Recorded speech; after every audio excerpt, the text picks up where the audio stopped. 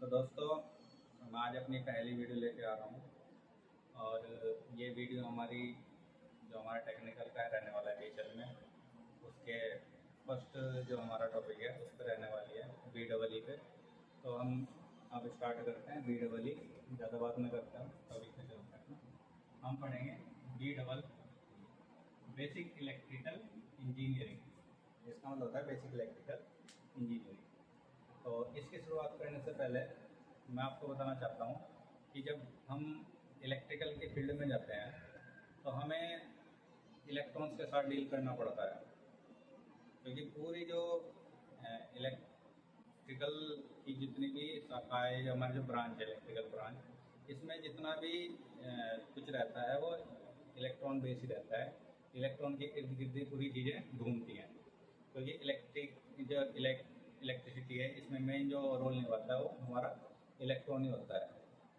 तो अभी हम देखते हैं कि इलेक्ट्रॉन कहाँ से हमें मिलता है और क्या इसका यूज़ है इलेक्ट्रिसिटी में, उसको समझने की कोशिश करते हैं, थोड़ा सा देखते हैं। सबसे पहले हम बात करेंगे, इसमें एक टॉपिक हमने 9th में भी पढ़ा है, एटम। तो उसके बारे में थोड़ा सा डिस्कस कर लेते हैं।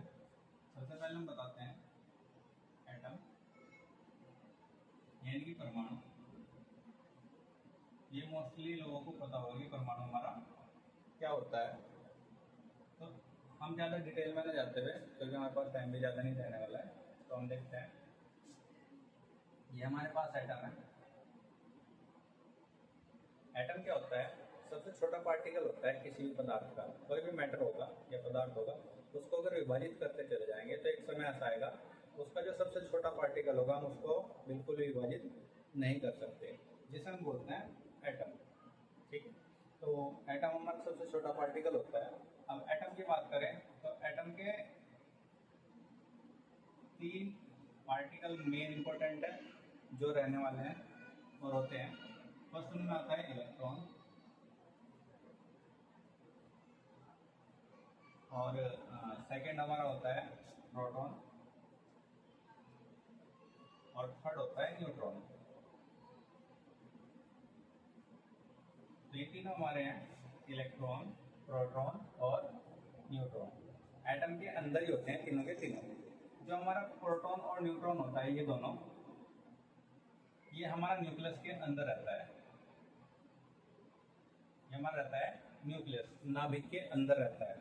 दोनों के दोनों हमारे नाभिक के अंदर होते हैं। और जो हमारा नाभिक रहता है, ये जो हमारा एटम है दोस्तों, ये हमारा जो एटम है, इस एटम के बिल्कुल हमारा ये सेंटर में रहता है। यहाँ पे न्यूक्लियस, न्यूक्लियस रहता है हमारा, कहाँ पे रहता है दोस्तों? सेंटर में। और ये जो न्यूक्लियस होता है, इसके अंदर हमारे प्रोटॉन और न्यूट्रॉन पाए जाते हैं। ठीक है, इसके बाद समझ में आ गई है। तो प्रोटॉन और जो न्यूट्रॉन होगा वो हमारा न्यूक्लियस के अंदर होगा। न्यूक्लियस हमारा जो होता है एटम के बिल्कुल सेंटर में होता है, बीच में रहता है। एटम का जितना भी वेट होता है, एटम का जितना भी वेट होता है, वो मोस्टली कहाँ मानते हैं? हमारा न्यूक्लियस पे डिपेंड करता है कि न्यूक्लियस के अंदर जो प्रोटॉन और न्यूट्रॉन है उस पर ही हमारा परमाणु का जो वेट है वो डिपेंड करता है। यानी कि जो जो वेट होगा ना हमारा दोस्तों, वो हमारा किसके अंदर होगा? नाभिक के अंदर होगा। जो हमारा एटम होता है, एटम का टोटल वेट जो हमारा होता है वो नाभिक के अंदर होता है। तो यहाँ तक हमने प्रोटॉन न्यूट्रॉन के बारे में बात कर ली है। अब चलते हैं इस पे। ये बहुत इंपॉर्टेंट है, क्योंकि इसको हमें जानना अति आवश्यक है। इससे आगे चलने के बाद हमें पता लगेगा कि हमारा इलेक्ट्रिकल फील्ड में इसका योगदान कितना बड़ा है। तो वो देखते हैं दोस्तों।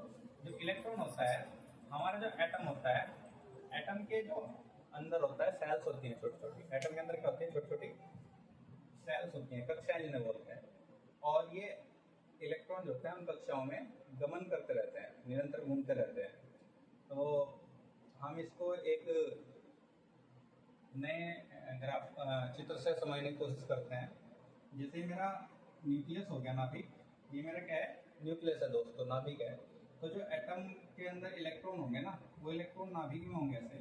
ये हमारी पहली नाभिक है। नाभिक के चारों ओर कक्षाओं में होंगे। सॉरी, ये जो कक्षाएं होंगी, ये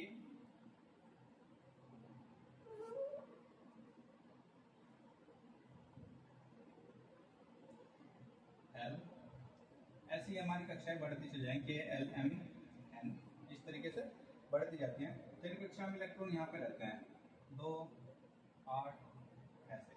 आपने 9th और 10th में पढ़ा भी होगा, जिसमें हमने देखते हैं कि जो इलेक्ट्रॉन्स होता है सेल्स के अंदर होता है 2n² की फॉर्म में।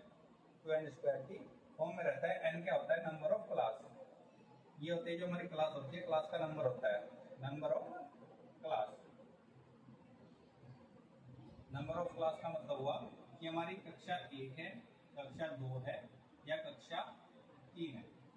अगर हम बात करें पहली कक्षा में तो n की जगह 1 रखेंगे तो 1 का स्क्वायर 1 होता है, 1 × 2 2। इसका मतलब पहली जो कक्षा होगी तो उसमें 2 इलेक्ट्रॉन होंगे।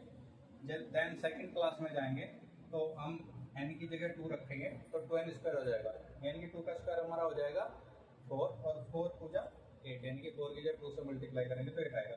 यानी कि फर्स्ट कक्षा में 2 इलेक्ट्रॉन रहे, सेकंड कक्षा में 8 इलेक्ट्रॉन, ऐसे ही तीसरी कक्षा में 18, चौथी में 32, ऐसे चलता रहेगा हमारा।